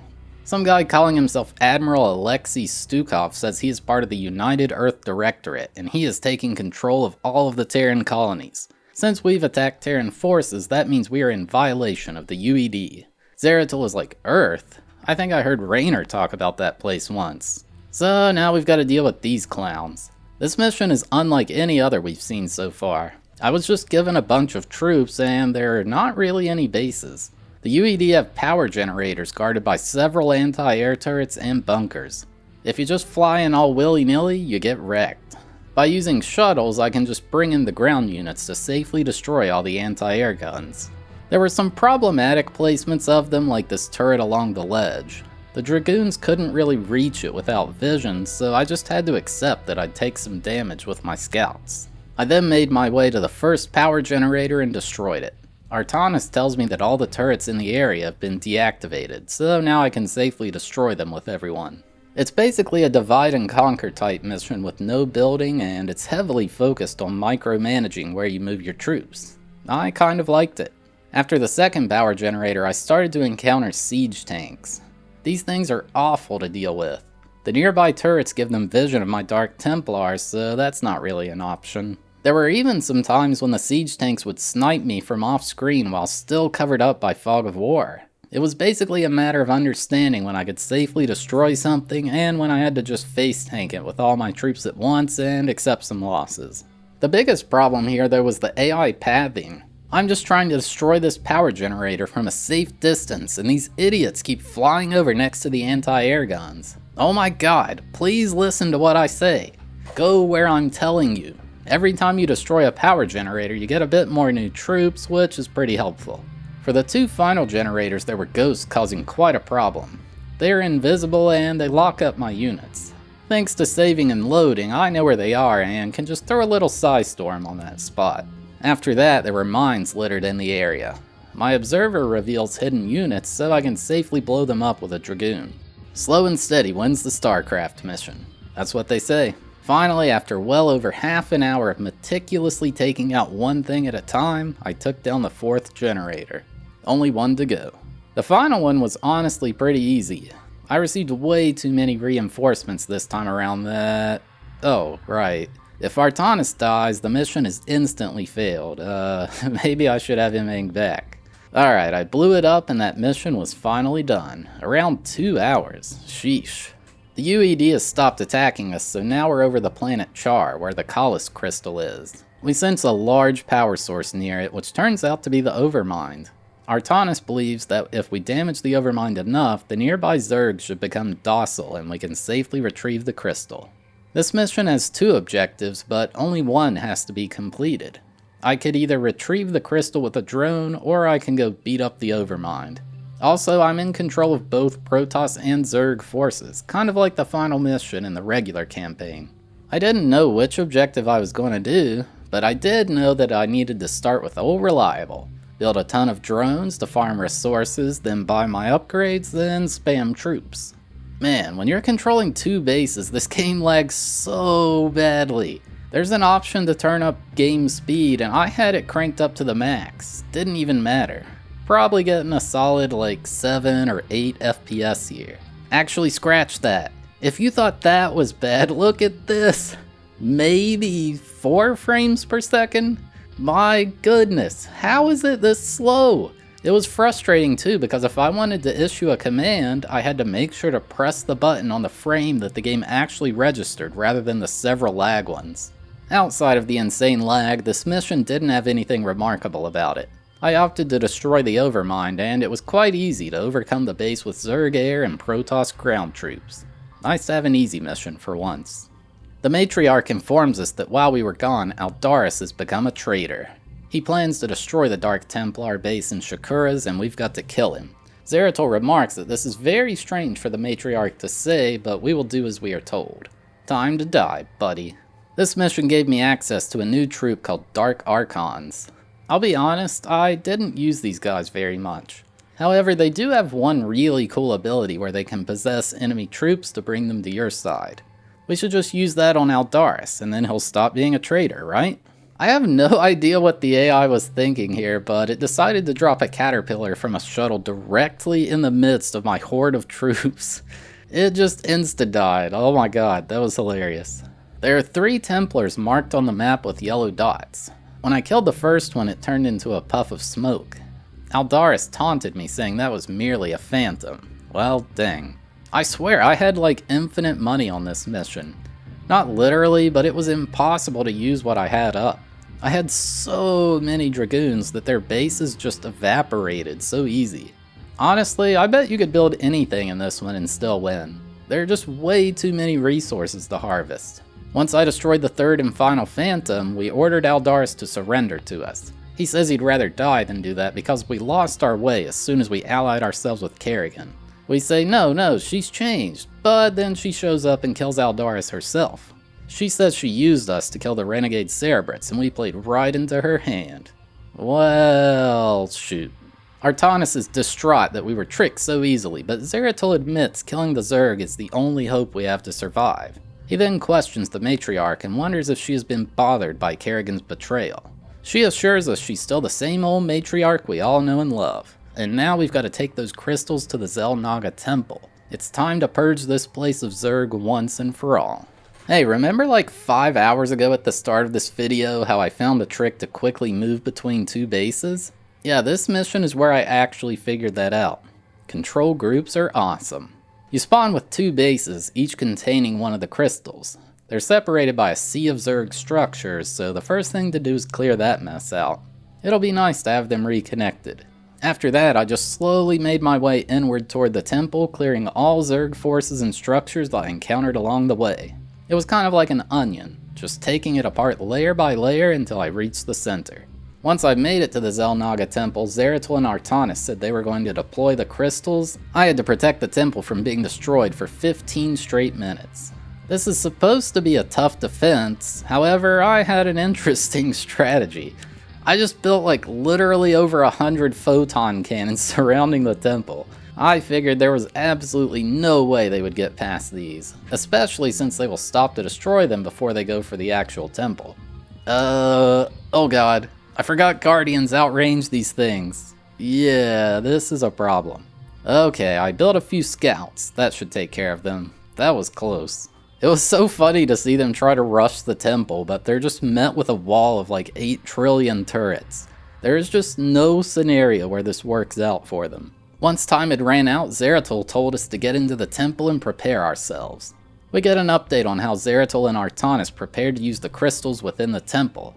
It created an explosion that deleted every last Zerg from Shakura's, with only the Dark Templar remaining. And that's the end of the Protoss Brood War campaign. 4 out of 6 down. Hang in there, y'all. We're getting there. Time for the Terran Brood War campaign. It opens by saying we are the United Earth Directorate, who we encountered briefly during the Protoss campaign. They've decided to take control of all the Terran colonies and maintain total domination. Since there's a new Zerg Overmind on the planet Char, the UED sent Admiral Gerard Dugal there to capture it. My job will be to storm the Terran Dominion and remove the current dictator, Arcturus Minx. We get an update from Dugal about what was mentioned previously, then a guy named Admiral Stukov shows up. He wants us to assault the planet Braxis and take control of the city of Borealis. They expect perfect results out of me. Right when I got into this first mission, I was delighted to see that they gave me a base with no Vespene gas. My first job is to find some because screw trying to do anything without tanks or Goliaths. Really, all I could do for now is build Marines and more SCVs. At least they gave me 2 siege tanks to start with. Once I'd spammed enough Marines, I went after the nearby base. Just a brute force approach, really. When I was past there, I ran into another Terran base where I was greeted by Lieutenant Samir Duran. He said he was part of the Confederate Resistance Forces. He wants to help us destroy the Dominion in return for having us keep him safe. He figures we're on the same side since we both want to stop them. He says he's got a secret route into the Dominion base and it'll be much easier to capture it from there. The best thing about getting here is I finally get a Vespene geyser. I built up my tanks and Goliaths, then went through to the back to blow everything up. My mistake here was trying to destroy everything in the base. The reason he gave me this back path is because the front is completely littered with mines and they're not friendly to my vehicles. On my next attack, I decided to actually read the objective and learned I only had to destroy the command center, not the entire base. So I just rushed directly to it and won with ease. After the mission, Dougal commends us on our victory and says we have gained access to many of Meng's secure files. For now though, we want to raid a shipyard and steal a bunch of battle cruisers. Duran warns us that the Dominion can have their troops ready within 16 hours, so we should be careful. Dougal says, "Silence, traitor." I mean, he did help us earlier, no need to be a jerk. When the mission started, I was told I'd be given some medics to help out. These are new units for Terrans in the Brood War expansion, and they're really nice. They just kind of hang around the Marines and auto-heal them, essentially making them a lot more tanky. I just had regular ground troops, but it was kind of cool. With the medics, I could overcome an entire bunker with such a small amount of Marines. Once I'd pushed enough, I could tell the pilot to commandeer the battlecruiser. Too bad I couldn't get to use it to help me out. Another thing the medics can do is launch a flare at enemy vehicles. This blinds them, preventing them from attacking for some time. After securing 7 battlecruisers, it panned the camera to some ghosts who told me I had 4 nukes ready to go. By bringing the ghosts to the pile of enemy stuff, I blasted them with a nuke. You'd think it would be a bigger explosion, but maybe it's like a mini nuke or something. I was given some siege tanks of my own further into this one and they were locked down by an enemy ghost. With the medic, I can use Restore to immediately have them freed. They are a big utility unit basically. After a lot of strategical maneuvering, I had 18 battlecruisers to my name. General Duke sent a transmission saying he doesn't know who we are, but he orders us to surrender immediately. We tell him we're not Confederates, we come from Earth. He says he's going to attack us anyway. Then there's a ton of enemy battlecruisers that show up and it's just a massacre. This part is so chaotic and I love it. I'm not sure if it's possible to lose once you reach this point, but I took them out easily. Stukov says he learned from the data link that there's something called a psi disruptor on the planet Tarsonis. This is a rumored device that can prevent the Zerg from communicating with each other. Duran says we should destroy it so it doesn't fall into the wrong hands. Dougal agrees, despite calling this dude a traitor earlier. Stukov is now the one not trusting him and, well, Dougal gave the order. I'm sure Duran has good intentions with destroying it. When this mission started, 4 large Zerg bases appeared on the minimap. Looks like this is just going to be a massacre. My favorite kind of massa. After an hour or so of farming, it was time. I brought in 1 trillion tanks and Goliaths to the nearby Brown Zerg base. They were the closest, so they had to go first. Next was the orange base, the furthest away but the next logical target. I mean, siege tanks are just unstoppable. As long as you don't get ambushed by guardians, not much they can do about it. The red base fell after that. You might think with 4 Zerg bases I'd have to do some serious defense at my main base, but nope, they barely attacked me. The purple base fell as well and I brought Duran to the psi disruptor. He's ready to blow it up, but some ghosts show up saying they're under order of Admiral Stukov to disassemble it rather than blow it up. Well, I'm sure that's not going to lead to any confrontation later. We are now planning to perform our main assault against the Dominion by attacking Coral. First, we got to do a bit of prep work though. Emperor Manx has a lot of nuke silos that he will not be afraid to use against us, along with a large stockpile of battle cruisers. Our job is to go to Augustgrad and I can do one of 2 things. Either destroy the physics lab to disable the battle cruisers or destroy the nuclear silos. My decision will affect how the attack on Coral goes. I don't know what's going on this planet, but there's some kind of sand monster thing. Reminds me of a locust hole from Gears of War. I don't think they actually do anything to affect the battle though, they're just kind of spooky looking. I ended up destroying the nuclear silos. The mission was real annoying because you spawn in the direct center, but once you get going, it's not too bad. It's now time for the big battle. We're reminded that this is kind of a big deal and yada yada. Also, there won't be nukes since I destroyed those, but there will be a considerable number of battle cruisers I'll have to deal with.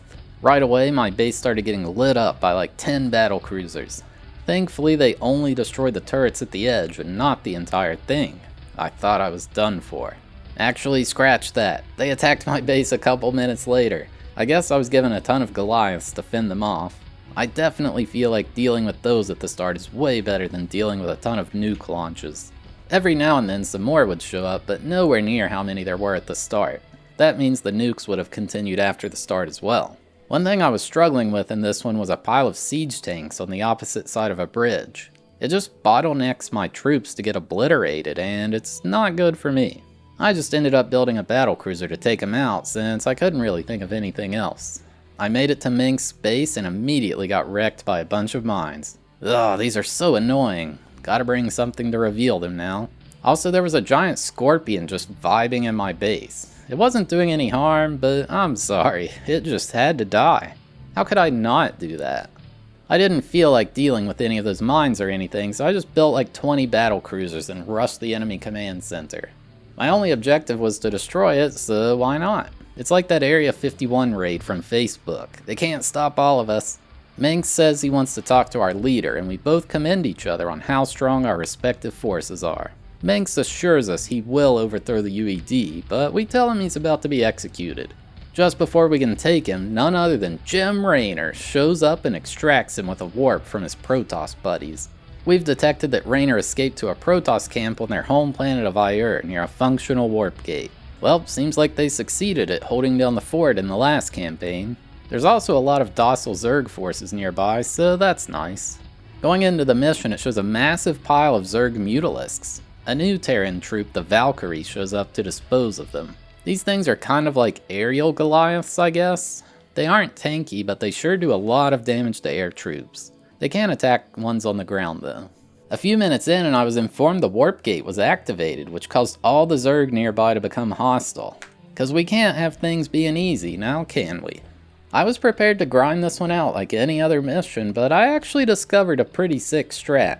I built a bunch of battle cruisers and I managed to find a path behind all the bases where no one noticed me.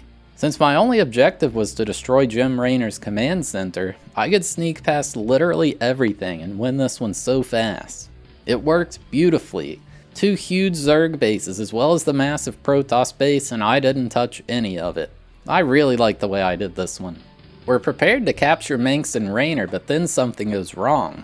A ton of Zerg forces show up near Duran and he's pretending to not hear us tell him to reinforce his position. The Zerg ultimately block us and Manx escapes through the warp gate. We've now learned that Admiral Stukov left the battle and has brought a large swath of troops to the planet Braxis. Duran tells us Stukov is a traitor and that he's reconstructed the Psi Disruptor rather than destroy it. Yep, definitely saw this one coming. Now we've got to hold off on Manx to go kill Stukov. My Marines found a computer and didn't know how to use it. It didn't listen and instead summoned a turret to shoot us. The Marine has the amazing line of saying he hates computers and he'd prefer an N64 any day. What a legend. The mission got even weirder when I found a big bear in a prison cell. It said it's just lonely and wants a group hug. So I had everyone go near it, and it rewarded me with a cheat to get free minerals and Vespene gas. You can't use any of the cheats to help with the campaign, unfortunately. There was yet another computer that wouldn't let us pass, and some civilian scientists showed up. We intimidated them, so they told us the very secure password was Chester. Then we shot them? Isn't that a war crime? What the heck, man? But yeah, this is one of those no-build missions. I kinda like them because it's more tactical and you don't have to do any resource farming. When I got to the heart of the base, I found Stukov hidden away. Duran shoots him, then Degal calls in to figure out the status. Stukov informs us that while there is a traitor in the UED, it's not him, but Duran. The Psi Disruptor is the only hope of stopping the Zerg, and he wanted us to blow it up. Also, he allowed the Zerg to stop us from capturing Manx at Raynor's base. It's likely he's already been infested by the Zerg himself. The base is then set to self-destruct and we gotta get the heck out of there. It's revealed that Zerg forces are now in here with us, which all but confirms Terran is infested. Then like 50 Zerglings show up, but they all got funneled up a staircase. Worst Zerg rush of all time. This part is just Zerg rush galore basically. There's a real satisfying section where they chase you into a room with defense turrets and they just get melted. There was this one room with a defiler, and these things are awful if you're playing as Terran. One of their attacks drains your health like crazy, all the way down to 1 HP. Lucky for me, the medics can reverse this no problem. There was a final Zerg rush and I only had a couple troops left. Instead of trying to fight, I just sprinted to the computer to turn off the self-destruct sequence, narrowly beating the mission. We are now heading to the planet Char to stop the new Overmind. We've detected 3 Cerebrits nearby. Lucky for us, the Psi Disruptor's functioning, otherwise there'd be no chance of stopping them. Our job is to destroy the Cerebrits, then bring in medics to inject the Overmind with some kind of drug that I guess will kill it. When the mission starts, it shows a sunken colony attacking one of my bunkers. The Marines say nothing they do will damage it, so it must be a special power of the Cerebrit. Basically, I can't damage red Zerg structures in the area until I've destroyed it. This creates quite the problem, considering my entire base is surrounded by them. Also, the AI was being ruthless here. Within 10 minutes, I already was rushed and had to reset. The only way I could find to stop this was bring SCVs over to repair the bunker while they tried to destroy it. This held them off just long enough to stop the rush. My goodness, that was rough. Later, an Ultralisk showed up and was obliterating my base. It turns out one of the Cerebrits are making them stronger. Not only that, but they are quickly respawned when we kill them. Man, they really spiked the difficulty here, huh? I went with an unorthodox strategy, the Terran rush. I just sent 5 battlecruisers directly to the red Cerebrit and managed to take it out. Now I could get rid of those turrets and actually bring ground troops out of the base. I decided to not do any of that though, and instead just build a bunch more battlecruisers. These things are awesome. The brown base in the corner absolutely didn't stand a chance. With this massive army, I moved forward and destroyed the brown Cerebrit as well. Hey, aren't these things supposed to only be harmed by Dark Templars? How are we killing them anyway? Ah, whatever. This stopped those jacked up Ultralisks from attacking. Honestly, the mission got way easier after killing the red one. My battlecruiser armada wiped out every last Zerg troop and building in the area. And I mean all of them. With the medics in place, we were prepared to neutralize the Overmind, when suddenly, Terran shows up with a bunch of Zerg troops, and we're like, what the heck is this? With him is none other than the Queen of Blades, Kerrigan. She says the Overmind belongs to her, and she feels our involvement in the area cannot be tolerated. We tell her we've got the Psi Disruptor, but she says she'll destroy it soon enough. Then a big battle breaks out, and the mission ends. We get some lore with a weird picture of tech saying Zerg. The UED says they've occupied the Zerg homeworld of Char and can now rest easy. We apparently killed millions of Zerg, have the planet entirely under our control, and they have no chance. Also, we say that Stukov lost his life fighting valiantly on Char. Man, this is quite the propaganda piece. Apparently, we decided to keep the Overmind alive instead of kill it for some reason, all under the name of research to keep humans safe. Yeah, sure, buddy. Well, that's 5 out of 6 campaigns finished. We're in the home stretch now. Time for the final campaign in this marathon of a game, the Zerg Brood War campaign. The UED indeed has complete control over Char, and Kerrigan can't stop them while the Psi Disruptor is in play. She resorts to some unlikely allies to put a stop to all this. We awaken as a Cerebrit under Kerrigan's control. She's disconnected us from the Overmind so that she can control us for now. She has reached out to Jim Raynor and Phoenix to help us. We all agree that the UED must be stopped, but naturally they have zero reason to trust Kerrigan. Still, guess we're gonna work together. Duran informs us that the Psi Disruptors reached us here on Tarsonis and the Hive clusters have started fighting each other. I've got to stop them from destroying themselves. I spawned in with just 6 Hydralisks and 2 Zerglings to my name. There were 7 hives marked on the map with 1 right next to me. I went in and killed the Zerglings attacking it, and then more spawned under my control. I wasn't able to control the structures themselves though, so I was limited to the troops the game gave me. Things were honestly going really well until the last one. There were just way too many enemies here and I didn't have a chance at stopping them. The second time around I ran there faster and it was good enough. That was a nice, quick and easy one. We learned that not only are Raynor and Phoenix here, but they've brought Arcturus Minx to Kerrigan as well. They fear she'll kill him for abandoning her so long ago, but she assures us she's over it. She wants him to give her his psi emitters. He agrees, but only in exchange for her helping him retake Coral from the UED.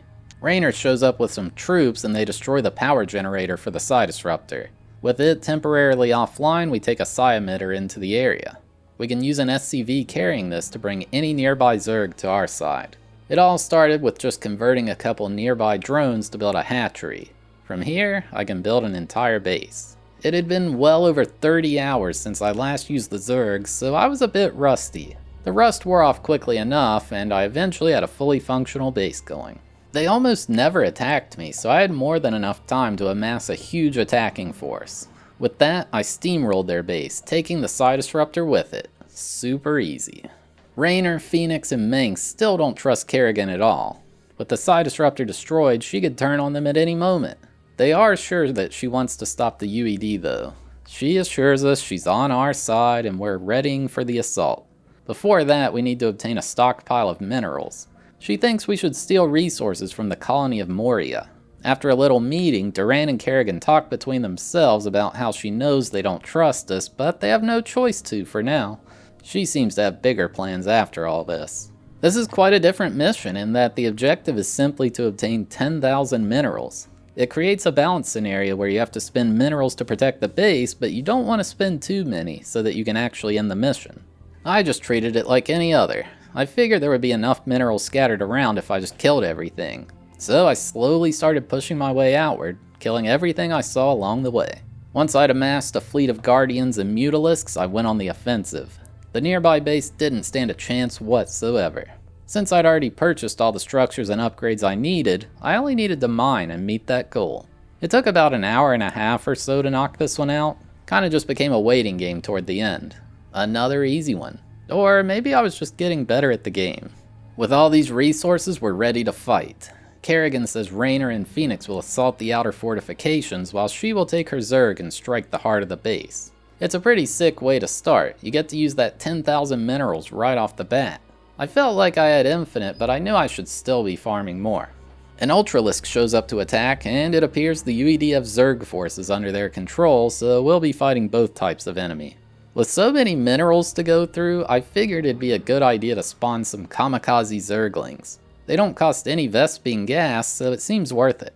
I was able to slowly make a push with them. Is this the power of the Zerg rush?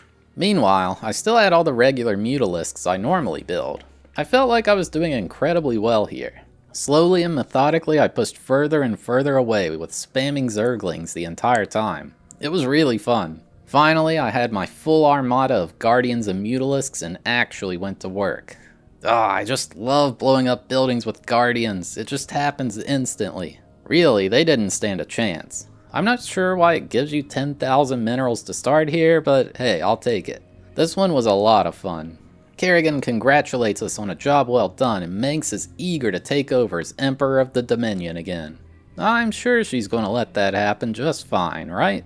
Well, Kerrigan has already gone rogue. She says the only threat from the UED now is their base on Char. Before dealing with that, she wants us to destroy her former allies. We're tasked with destroying the base and killing both General Duke and Phoenix. We're going to attack immediately, so we'll be able to get a surprise attack on only one base. Once we've attacked, the other will be ready to defend. When the mission starts, there's a 6-minute timer.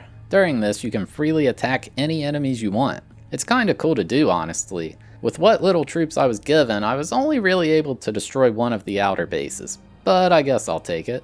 I decided to reset and go for Phoenix's outer base because Protoss troops are generally harder to deal with in my opinion, mostly because of the shields. The key to winning this one is securing the Vespene geyser on the island in front of the starting base.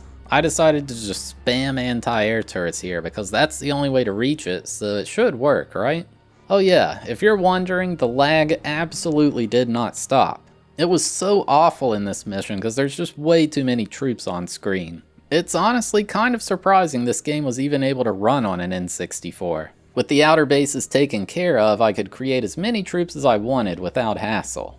It was time for the main assault. I went for Phoenix first, and what are you supposed to do when this many Guardians show up? Even their blimps couldn't do anything. I was simply too powerful. Once I destroyed the main base, Phoenix is astounded that Kerrigan would betray him so soon. I had to chase him down and kill him, and Raynor is super sad. He swears vengeance, and Kerrigan says he's a coward. Ugh, can these two just get a room already? Next, it was time to take on General Duke's base, which went well enough.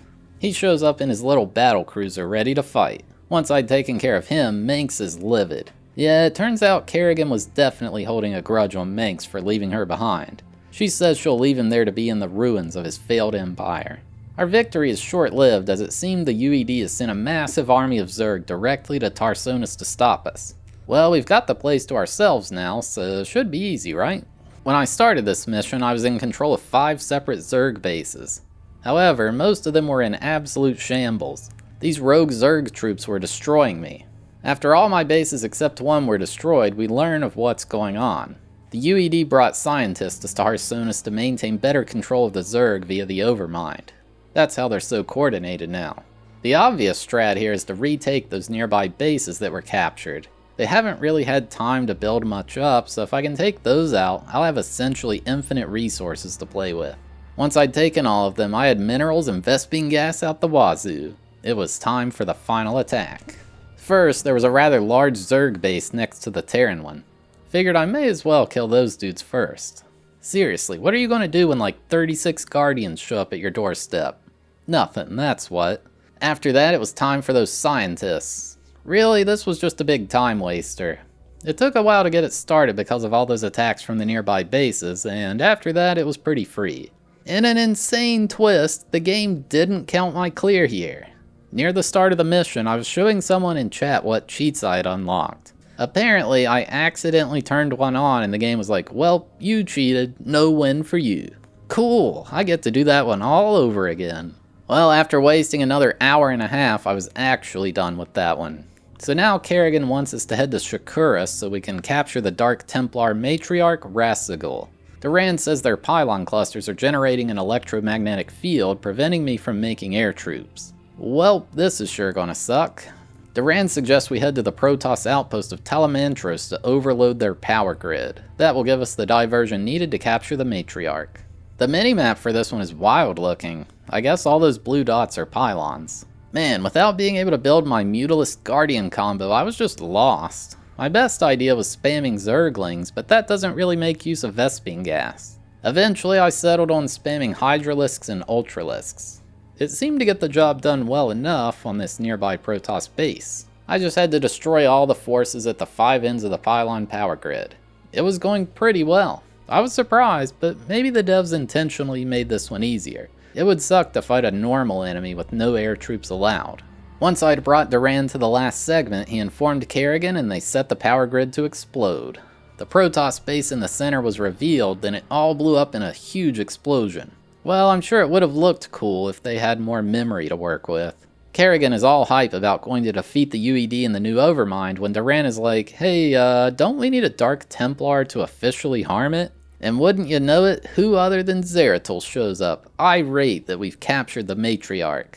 Kerrigan has really only captured her to lure Zeratul to us and force him to kill the Overmind for us. He doesn't want to, but the matriarch assures him this is best for the survival of all Protoss, so he reluctantly agrees. This is one of those chaotic missions where I'm controlling 2 types of troops at once. This time it's Zerg and Protoss. These are kind of cool, but honestly it's so overwhelming for me. I didn't really have the resources to focus on both at first, so I just built my reliable Zerg combo. Destroying the first Terran base helped out a lot to get some decent resource generation going. There's not much special that happened in this one. I had plenty of resources to build whatever I wanted, and Guardians just evaporated all the enemy buildings.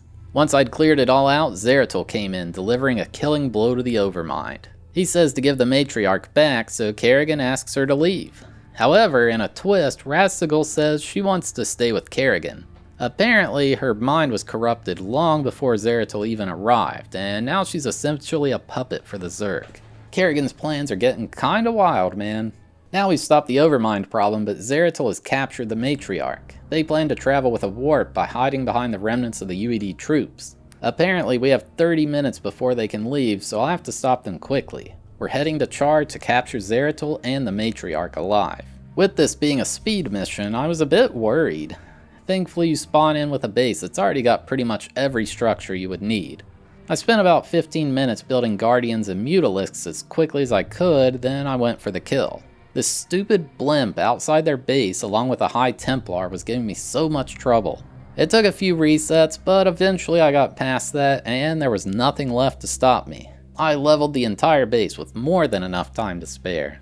We get a little cutscene type thing where Zeratul kills the matriarch to save her from Kerrigan's control.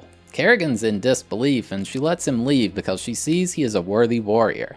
Also, she thinks he'll never be able to forgive himself for being deceived by her, so I guess she thinks she's won. And yeah, she really let Zeratul leave. He and the Protoss set course to Shakuras, hoping to find Artanis and any other surviving Protoss. This mission has us playing as Zeratul. He wants to find Artanis when we learn of a Protoss signature detected on a moon where a Protoss base has never been established. We decide to investigate to see what's going on with it. Right away I noticed a bear. Hey, maybe he'll give me another cheat code, and he's dead. Well, that was quick.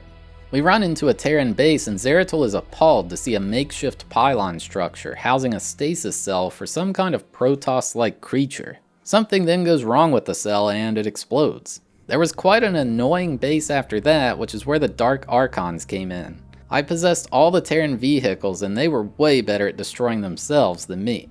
Then there's another one of those stasis cells where the Terrans were apparently studying the psionic emissions of the Protoss test subject. It's still unclear what's going on here. We then found a stasis cell with a Zergling inside and it seems they're doing some kind of gene splicing with Zerg and Protoss test subjects. Whatever it is, it can't be good. So we run into a final stasis cell and there's a Zerg Protoss hybrid creature within. Duran shows up and says this is his doing. He says Kerrigan had nothing to do with it and there's no stopping this force. He's planted subjects all across the universe and we have no hope of destroying them all. When they awaken, the world will change forever. Alright, so I guess this was Blizzard hinting at a fourth race in the sequel, and it turned out to be a huge letdown that everyone was really hyped for in StarCraft 2. I've never actually played it though, so I'm just going off what people told me. Alright, here we go. The final mission of the entire game. Kerrigan is busy on Char, so we're tasked with stopping this final attack. Arcturus Minx is here and he wants blood. Artanis from the Protoss is here and wants blood for killing Phoenix and the Matriarch. Not only those two, but Admiral Dugal of the UED is here as well. Guess I gotta take down 3 enemies at once. I spawned in with an absolutely massive base, starting with several turrets and 3 hatcheries. That's how you know things are gonna get serious. The lag in this one was off the charts. With so many units loaded in, along with how big the map was, the N64 just could not handle this. It's so frustrating when it lags too, because so many of my inputs just get lost. I was getting attacked like crazy from all sides. Prioritizing building turrets while not attacking too early was the play here. Too bad I don't have those Protoss ones though, they're awesome. Eventually I had enough dudes to go on the offensive. The northern Terran base was up first. I mostly wanted to get rid of someone so that the frame rate would just increase. Once I'd taken out the entire northern base, Dugal said he wanted to surrender and have Kerrigan let his troops live. She said she won't let anyone live, so he better turn around and have everyone head back to Earth. However, she's still gonna chase him and kill him. The red base was up next for destruction. Even with an entire base gone, it was still so laggy. Meng's troops had absolutely no chance. Mengs congratulates Kerrigan for beating him once again and he says he'll be out here waiting. I guess that means he lived? Finally, it was time for the Protoss base to go down. At this point it was pretty chill to beat most of these missions. I got pretty decent at the game after 73 hours, you know? Artanis says Kerrigan should savor this victory, but he will be watching her. I guess he lived too. We get a massive lore dump to finish the game off. Dugal is sending a message to someone named Helena. He says he was defeated and the Zerg are untamable, and the Terrans here are stronger than expected. He admits he was the one who killed Alexei, not that he died in battle. He says he'll never get to see her again, and to tell their children that he died in battle trying to protect them. Oh, I guess Helena is his wife. Kerrigan is happy in her victory, but she understands it didn't come for free. Many lives were lost, and the Overmind is dead. She says she'll let her former allies live for now to test them at a later date. And that's how the story wraps up. Holy smokes, that was quite a ride. But guess what? We're not quite done yet. If you remember, like 2 hours ago, I mentioned there's a mission in this game exclusive to the N64. That's right, there is a reason to play this port after all. To unlock it, you first have to unlock all the cheat codes. There were a few I got already, as well as 2 from beating the base game and the expansion. Another was from a civilian in one of the first Terran missions. I had to not kill him and he rewarded me with a cheat. There was another in a Zerg Brood War mission by just finding a disc containing the cheat lying on the ground. Another from the Protoss Campaign by finding a flag on an island far away from the main action. Yet another cheat was in a Zerg mission by moving through a cell filled with animals. With that, I had all the cheats and could access the bonus mission. It's called Resurrection 4 and, well, this is where things start to suck. Raynor is talking to Artanis, and apparently Admiral Stukov was resurrected by a Zerg Cerebrit and is trying to wreak havoc. He's on Braxis running his own Zerg brood. We've got medics with a serum to reverse the effects of the Zerg infestation. Some guy named Taldarin is going to help Raynor out in this. Look, I played this game for 73 hours, and not once did someone tell me this exclusive mission was a co-op mission. I didn't even know this game had co-op. I tried so hard to beat this by myself, but it was just impossible to use 2 controllers at once. Like, it just wasn't happening. I didn't have anyone to play with me, so unfortunately, I didn't finish this mission to show it off completely. But yeah, that's about all there is for this one. Game complete. So yeah, there you have it. My journey to beating StarCraft 64. Nearly 74 hours of gameplay cut down to like 2 hours of video? I feel like we did a good job. I knew going into this challenge that this would be one of the longer games, but man, I really underestimated it. This was huge. I just can't believe a game like this exists on the N64. Say what you want about how awful it would feel to play, but if you never had a PC growing up, this could have been a sweet game to have. Definitely wouldn't be able to say you didn't get your money's worth. The voice lines are neat, and the story's honestly really good in my opinion. The missions do start to feel a bit repetitive, but it didn't bother me too much. I was mostly impressed with how different the 3 races were, but the game felt balanced. It didn't feel like any was super overpowered compared to another. I'd imagine you could play quite well as any of them in a PvP sense. It's just a well-designed game. That being said, if you do play it, I would recommend playing the remaster on PC instead of this version. There's really not a reason to. Maybe if you played on an emulator without lag, it would be decent. I gave it an 8 out of 10 for enjoyability and a 5 out of 10 for difficulty. Hey, thanks for watching the video. Have a sneak peek at the next game. There are currently 250 games on the list. It could be anything. We'll find out together. Oh my god. Something good. Something short, please. Alright. 3, 2, 1, go. 229. What's that? Please. We are playing Ukan Nanchan no Hono no Challenge Denryu Irabo. What the heck? What is this? Alrighty. But yeah, if you made it all the way to the end, thank you so much for watching. I really appreciate it. If you enjoyed the video, consider giving it a like. It helps the channel a lot. And if you like this series, make sure to subscribe so you don't miss out on the next one.